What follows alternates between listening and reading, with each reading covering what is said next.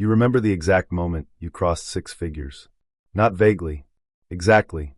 You were sitting in your car in the parking lot after the offer call ended. You did not drive away for about 3 minutes. You just sat there. Because that number you had been chasing through late nights and performance reviews and 4 years of underpaid grinding, had finally arrived. $100,000. Or $110. Or $130. The number is different for everyone. But the feeling is identical. Relief. Validation. The quiet, private certainty that the hard part was over. So you made decisions consistent with that feeling. You moved. Not extravagantly, just to a place that felt right for someone at your level. You got the car that made sense for the commute and the image. You stopped meal prepping every Sunday because you had earned the right to not do that anymore. Small upgrades. Reasonable ones. The kind of choices that felt like the natural consequence of success. And for a while it worked. The math held. You were not rich, exactly, but you were stable. You were moving. Then something shifted. Quietly. Without announcement. The rent renewal came in at 11% higher. The car insurance jumped again. Groceries were somehow consuming $900 a month despite buying nothing particularly special. The tax bracket you landed in clawed back more than you anticipated. And your salary, your impressive six-figure salary, had not moved in 14 months. You were earning more than you ever had. And somehow, there was less room at the end of the month than there had been 3 years ago. You did not panic. Yet. You told yourself this was temporary. A rough patch. You had made it this far. It did not start with a luxury purchase. That is the detail nobody talks about. The Bankrate 2026 credit card debt report found that among Americans carrying card balances, only 10% say the primary cause was retail purchases like clothing or electronics. Only 7% blame vacations. You know what the top causes actually were? Emergency expenses. 41%. Medical bills. Car repairs. A water heater that failed on a Tuesday. Groceries. Childcare. Utilities. 33%. Up from 26% just 2 years ago. The debt did not come from irresponsibility. It came from life. From the infrastructure of existing at your income level in this economy. So the card became a tool. A float. A bridge between the paycheck and the reality of what things actually cost. You paid it down when you could. You carried a balance when you had to. You never missed a minimum payment. You told yourself you were managing it. And you were. Until the balance started not going down. At 23% APR, a $15,000 balance generates roughly $290 in interest every single month. That is $290 that does not touch the principal. That is $290 that evaporates, silently, every 30 days, regardless of whether you buy anything new at all. The card was no longer a tool. It was a subscription. One you never signed up for and could not cancel. The system does not need you to be reckless. It just needs you to be normal, earning a real income, facing real costs, and carrying a balance that compounds quietly while you focus on everything else. The house does not need you to gamble. It just needs you to float. Here is what makes this different from a personal finance lecture. This is not happening to you. It is happening to people exactly like you, at scale documented right now. VantageScore released data in 2025 showing that delinquencies, missed payments, not just balances, among households earning more than $150,000 a year have more than doubled since 2023. Not increased. Doubled. That is the fastest delinquency growth rate of any income bracket in the country.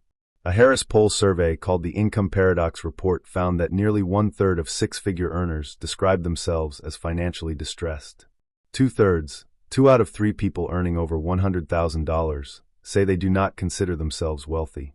And 44% say they are one unexpected bill away from financial chaos. Read that again. 44% of six-figure earners are one car repair from the edge. Among those earning $200,000 or more, the Harris poll found that 64% have used rewards points to pay for essentials. 50% have used buy now pay later plans for purchases under $100. 46% rely on credit cards to cover basic monthly expenses. 41% have skipped meals because of cost. Skipped meals. At $200,000 a year. Fortune called it living the illusion of affluence.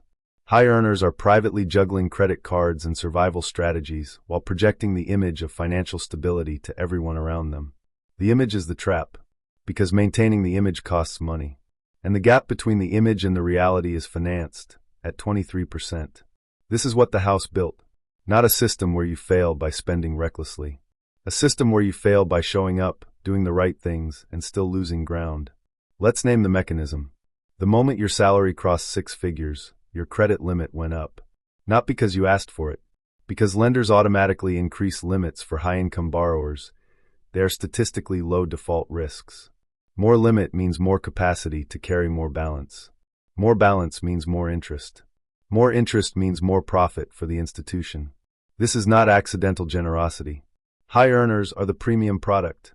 Lenders extend larger lines specifically because the compounding math on a $35,000 balance at 23% is far more lucrative than a $5,000 balance at the same rate.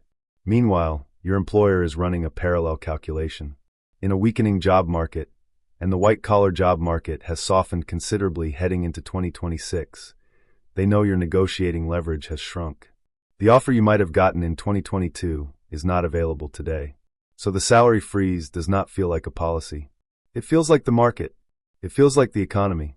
It feels like circumstances beyond anyone's control. It is not circumstances. It is a decision. Your employer benefits from your financial anxiety the same way your lender does. A financially stressed worker does not push for a raise, does not decline extra work, does not take the risk of leaving for a competitor.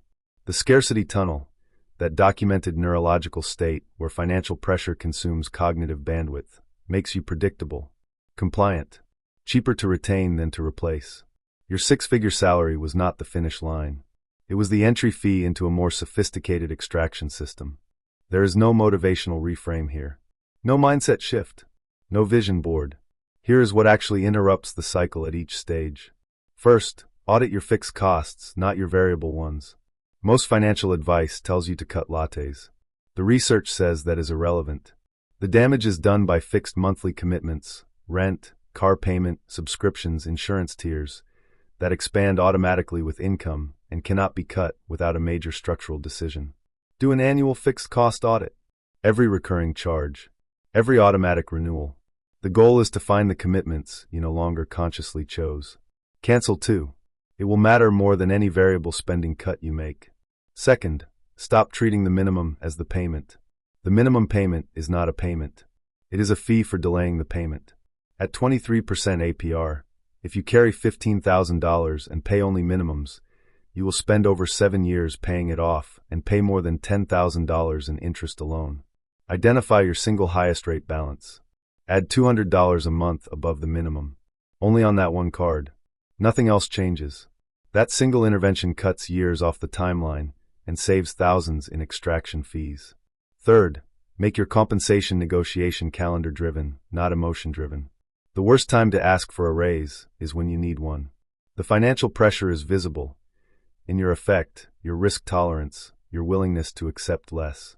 Build a negotiation trigger into your calendar. Every 6 months, you review your documented output, specific projects, specific revenue impact, specific numbers, and you have the conversation before desperation enters the room. When you negotiate from a position of documented value, rather than financial anxiety, the outcome changes. This is not soft advice. It is information asymmetry management. Fourth, calculate your real hourly rate. Take your annual salary. Subtract taxes, commuting costs, work wardrobe, and the cost of decompressing from a high-pressure job, the takeout, the streaming services, the weekend spending that exists to offset Monday through Friday. Divide by the actual hours your job consumes. For many 6-figure earners, the real hourly rate is between $22 and $35. Once you see that number, you make different decisions about what you spend and what you tolerate. The Harris poll did not call it a trap, but that is what it documented. A population of high earners, people who did everything correctly by every conventional measure, quietly moving money from their paychecks into a debt system that compounds faster than their salaries grow. Living the image. Absorbing the gap. Telling themselves it is temporary. The New York Fed's Q4 2025 data put total credit card debt at $1.28 trillion. A record, set by a workforce that is, by almost every visible metric, doing fine. The system did not fail these people. It worked exactly as it was designed to work. The question is not whether you have been caught in it. The question is when you decide to stop funding it. The house always wins. Until you change the game.